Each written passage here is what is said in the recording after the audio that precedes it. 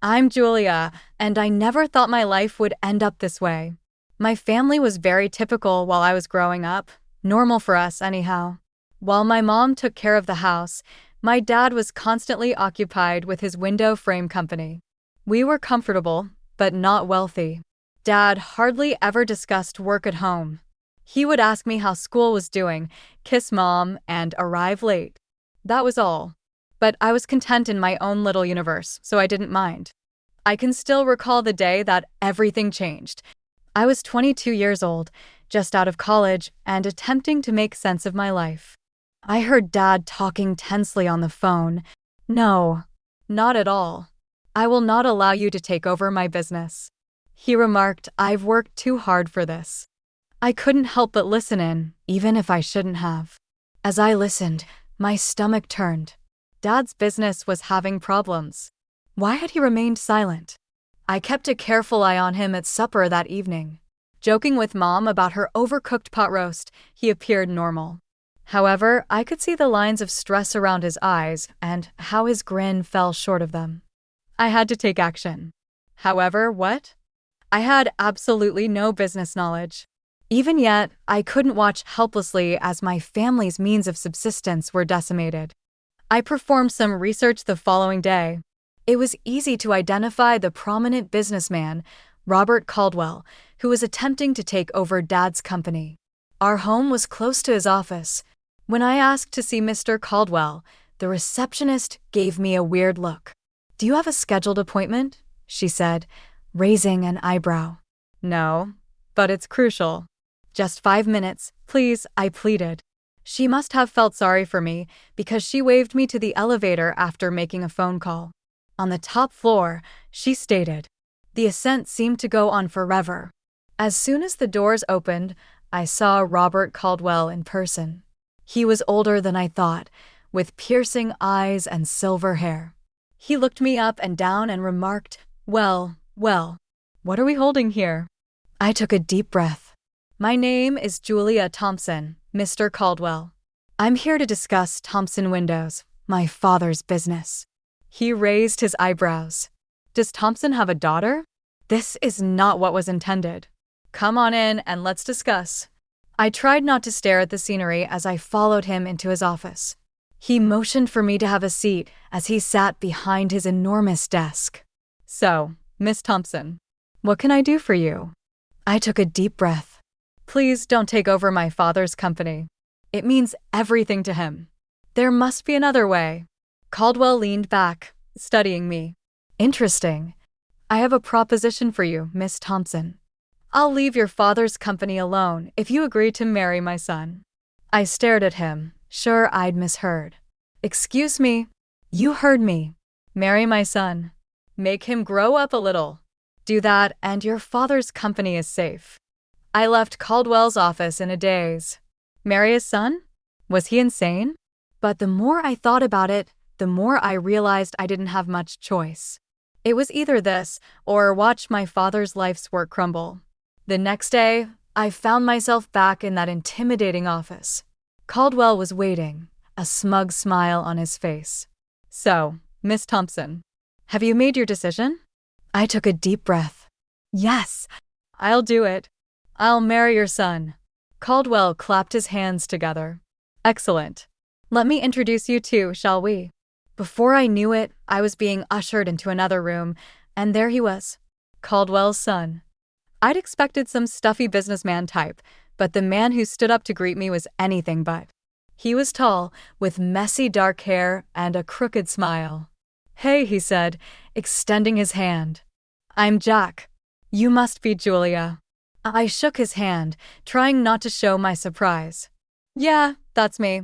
Jack's father cleared his throat. "I'll leave you two to get acquainted." As soon as the door closed behind him, Jack's casual demeanor vanished. He ran a hand through his hair, looking uncomfortable. "Look, I'm sorry about this. My dad, he's got some pretty old-fashioned ideas." I shrugged, trying to seem nonchalant. "It's fine. We're both adults, right? We can handle this." Jack laughed, but it sounded forced. "Yeah, sure. Just a casual arranged marriage. No big deal." We spent the next hour talking, and I hate to admit it, but Jack was kind of interesting.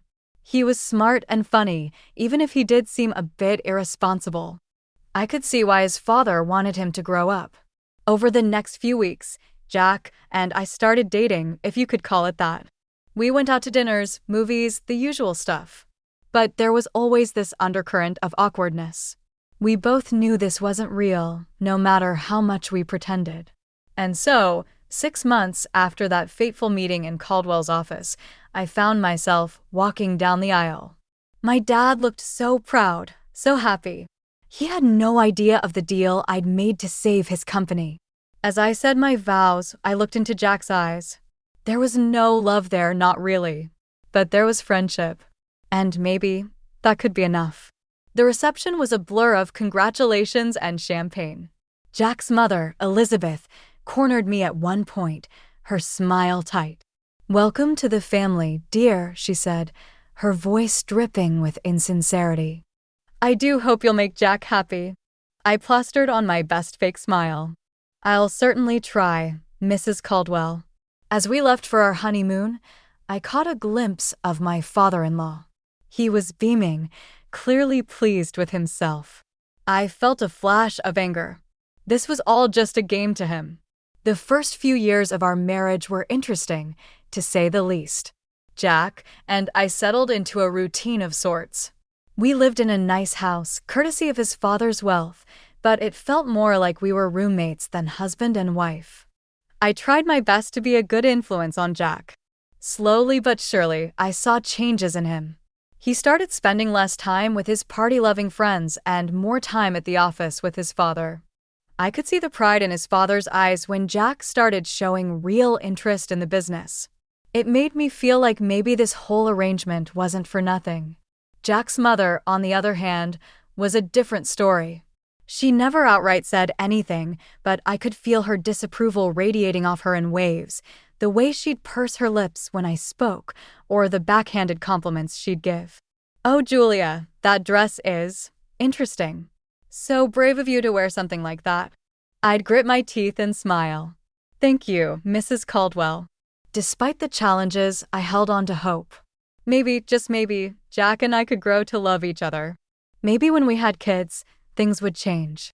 But life had other plans. It was a crisp fall day when we got the news. Jack and I sat in the doctor's office, the silence heavy between us. "I'm sorry," the doctor said, his voice gentle. "But the tests show that you, Mr. Caldwell, are unable to father children." The words hit me like a physical blow. No children. The one thing I'd been counting on to bring us closer, to make this marriage real, was now impossible. That night, as I lay awake, I thought about my own parents. Dad's business had flourished since my marriage to Jack. He'd even managed to double his turnover. I was happy for him, truly, but I couldn't help feeling a bit lost. I wanted to work, to have a purpose beyond being Jack's wife. But when I brought it up to him, his response was swift and firm. "Work? Why would you need to work? We have more than enough money. It's not about the money, Jack. I want to do something meaningful." He shook his head. "In our circle, wives don't work. They do charity. Why don't you start a foundation or something?" And so, the Julia Caldwell Foundation for Children with Cancer was born. It wasn't what I'd imagined for myself, but it gave me purpose. I threw myself into the work, organizing fundraisers, visiting hospitals, doing whatever I could to help. Jack didn't seem to care much about my new passion. In fact, he didn't seem to care much about anything I did these days. We were living parallel lives, inhabiting the same space, but rarely intersecting. Years passed, 10, to be exact, and then everything changed again. Jack's father died, suddenly of a heart attack. Just like that, Jack was thrust into the role of CEO. I tried to be supportive, but I could see him struggling under the weight of his new responsibilities. 2 years after that, we got more bad news. Jack's mother had cancer. "We should move her to a care facility," Jack said, his voice detached. "They can take better care of her there." But his mother refused. "I will die in my own home," she declared, her chin lifted defiantly. And so, drawing on my years of experience with the Cancer Foundation, I took charge of her care. I hired nurses, coordinated treatments, and spent hours by her bedside. To my surprise, Elizabeth's attitude towards me began to soften. One day, as I was adjusting her pillows, she caught my hand. "You're a good woman, Julia," she said softly. "I'm sorry I didn't see it sooner." I felt tears prick my eyes. "Thank you, Mrs. Caldwell." 5 years passed since Jack took over his father's company. I wish I could say things improved, but the truth was far from it. Jack's behavior became increasingly erratic. He was drinking more, coming home at odd hours, and snapping at me for the smallest things. One day, I received a call from Jack's assistant. "Mrs. Caldwell, I'm sorry to bother you, but Mr. Caldwell hasn't been to the office in days. Is everything all right?" When he finally stumbled home that night, reeking of alcohol, I confronted him. "Jack, what's happening?" "Your assistant called. You haven't been to work." He laughed bitterly. "Work? What's the point? The company's going under anyway." Dear old Dad left me a sinking ship, and I couldn't keep it afloat. I couldn't believe what I was hearing. All those years of hard work gone. And Jack seemed almost relieved. Desperate to salvage something, I reached out to my father. Despite being semi-retired, he agreed to help. He offered Jack a position as his deputy, hoping to mentor him back to success. But Jack's heart wasn't in it. He showed up late, left early, and generally did the bare minimum. I watched helplessly as my father's sales figures began to drop. I knew I had to have a serious talk with Jack. One night, after he'd had a few drinks, as usual, I approached him. "Jack, we need to talk about work. You're barely showing up. My father's company is suffering because of you." Jack's face contorted with anger. "Oh, so now it's my fault?" "I never wanted this, Jules. Any of it. What are you talking about?" He laughed, a harsh, ugly sound. "This life. This marriage. I'm just waiting for Mom to kick the bucket so I can sell her house and get out of here." I stared at him, horrified. "How can you say that? Your mother is dying, and all you care about is her money. Don't act all high and mighty," he spat. "We both know this marriage is a sham. You're just as eager to get out as I am." Disgusted, I turned to leave the room. As I opened the door, I came face to face with Jack's mother. The look on her face told me she'd heard everything. For a moment, we just stared at each other. Then silently, she reached out and squeezed my hand. In that gesture, I felt her gratitude, her understanding, and her sorrow. The day I got the call about my parents' plane crash, my world shattered. Mom and Dad gone in an instant. Their small plane to Hawaii, meant to be a second honeymoon, became their final journey. I needed support. Someone to lean on. But Jack? He was nowhere to be found. My own husband couldn't even be bothered to show up to the funeral. As I stood there, watching my parents' caskets lowered into the ground, I felt more alone than ever. After the funeral, anger began to replace my sorrow. How dare he? How could he abandon me when I needed him most? With this newfound fury fueling me, I marched into Dad's company, our company now, I supposed. The sight that greeted me when I entered Dad's old office made my blood boil. There was Jack, lounging in Dad's chair like he owned the place, barking orders like some conquering hero. "Jack," I said, my voice tight with barely contained rage. "We need to talk." He looked up, his face a mask of annoyance. "What is it now, Jules? Can't you see I'm busy?" "Busy?" I spat. "You couldn't even be busy enough to come to my parents' funeral." Jack rolled his eyes. "Oh, here we go with the moralizing again. You know what, Jules? Always nagging, always pushing. Well, I'm done with it, and I'm done with you." I stared at him, shocked. Then I saw something change in his eyes. A cold, calculating look replaced the anger. "You know, Jules," he said, his voice suddenly calm. "This company? It's worth about $17 million. And guess what? As deputy director, it's all mine now." My heart dropped. "What are you talking about?" He leaned back in the chair, Dad's chair, with a smug smile. I'm the deputy director. I have all the passwords, access to all the accounts. I'm in charge now. And there's nothing you can do about it. You can't do this, I said, my voice shaking. You've already run your father's company into the ground. I won't let you do the same to my father's legacy. Jack laughed, a cold, harsh sound. Oh, I'm not going to run it. I'm going to sell it, piece by piece. And then I'm going to live like a king. Before I could stop him, he turned to the computer. I watched in horror as he transferred a large sum from the company account to his personal one. There, he said, turning back to me. That should keep me comfortable for a while. Then, as if this whole thing was just a minor inconvenience, he reached into his desk drawer and pulled out a stack of papers. He tossed them at me casually. Oh, and here, divorce papers. I think it's time we ended this farce, don't you? I caught the papers reflexively, my mind reeling. This couldn't be happening. It was too much, too fast. My parents dead. My marriage over. My father's company being stolen right in front of me. I left the office in a daze, divorce papers clutched in my hand. But as I walked, something inside me shifted. I'd spent years bending to Jack's will, to his father's manipulations. No more. It was time to fight back. With renewed determination, I headed straight to my father's lawyer's office. Mr. Henderson had been Dad's friend and confidant for years. If anyone could help me, it would be him. Julia, Mr. Henderson said, rising to greet me as I entered his office. I'm so sorry about your parents. How are you holding up? I collapsed into the chair across from him, the events of the day spilling out in a rush.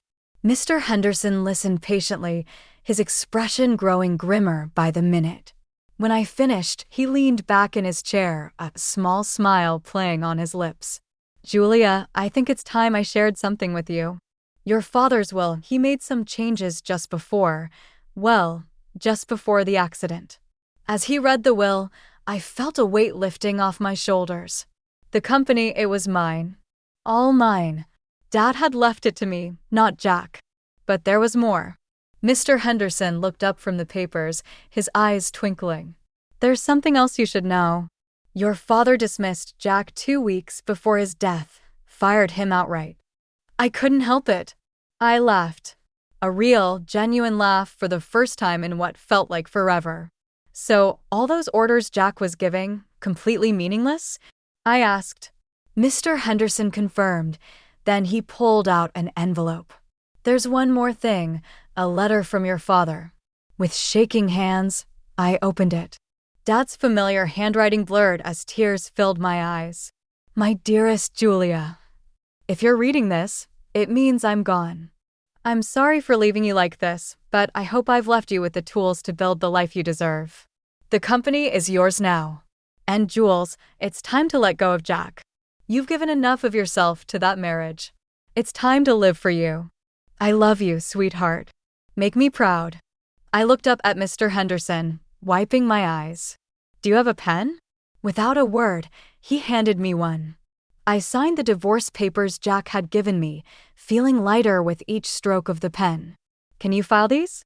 I asked, handing them back. I want this done as quickly as possible.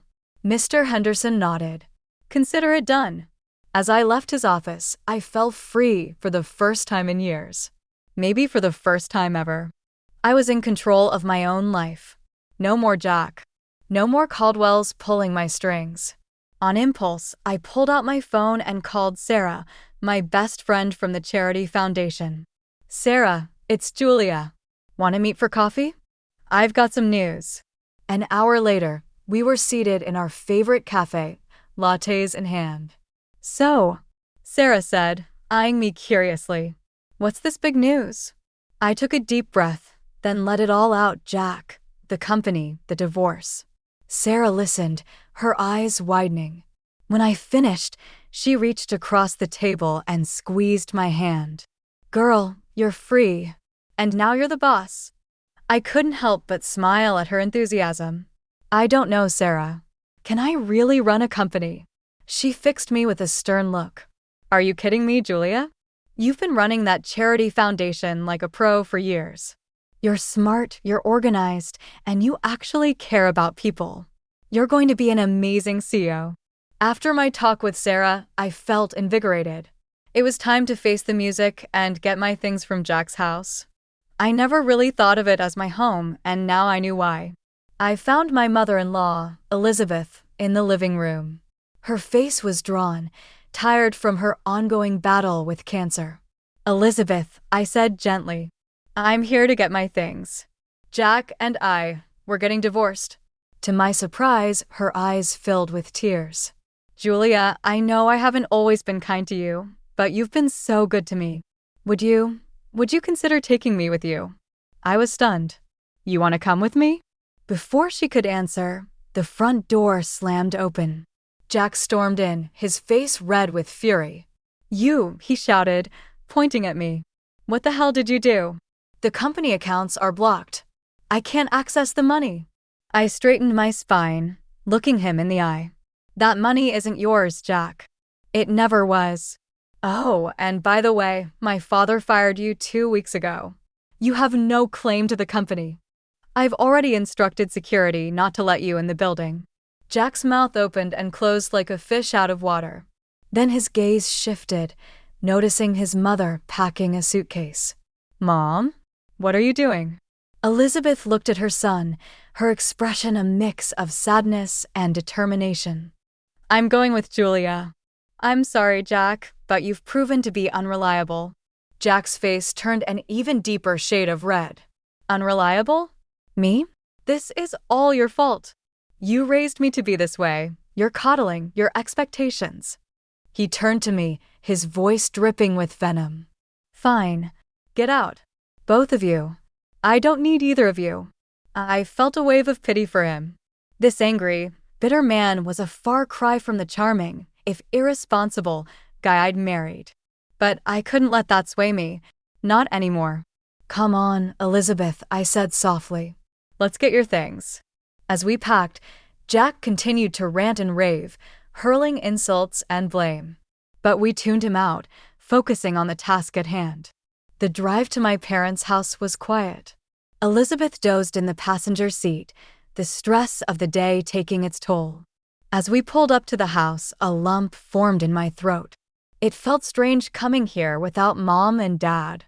"We're here," I said softly, gently waking Elizabeth. I helped her inside, leading her to my parents' room. It felt right, somehow, to give her the space. "Are you sure?" Elizabeth asked, her eyes wide as she took in the room. I nodded, swallowing past the lump in my throat. "Yes, I think they would have wanted it this way." As I helped Elizabeth settle in, I felt a strange mix of emotions: grief for my parents, relief at being free from Jack, uncertainty about the future. But underneath it all, there was a glimmer of hope. Taking over Dad's company was like diving into the deep end of a pool without knowing how to swim. Those first few months were a world of meetings, financial reports, and sleepless nights. But I was determined to make it work. I hired Tom, a brilliant business consultant, as my right-hand man. He patiently guided me through the intricacies of running a multi-million-dollar company. "You've got good instincts, Julia," he'd say. "Trust them." Slowly but surely, I found my footing. 6 months in, I wasn't just treading water, I was swimming laps.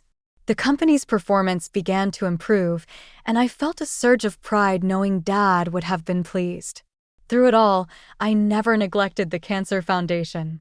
If anything, my work there became even more important to me. It was a link to my past and a beacon for my future.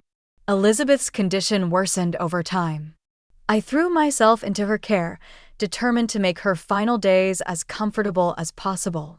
We grew close during those 2 years, healing old wounds and forming a bond one never thought possible. The day she passed, I held her hand and whispered, "Thank you for everything, Elizabeth." She squeezed my hand weakly, a small smile on her face, before slipping away peacefully. I organized the funeral myself, making sure everything was perfect. Jack didn't show up. I wasn't surprised. but it still stunned me to see how far he'd fallen. A few weeks after the funeral, I received a call from Mr. Henderson. "Julia, there's something you need to see. Can you come to my office?"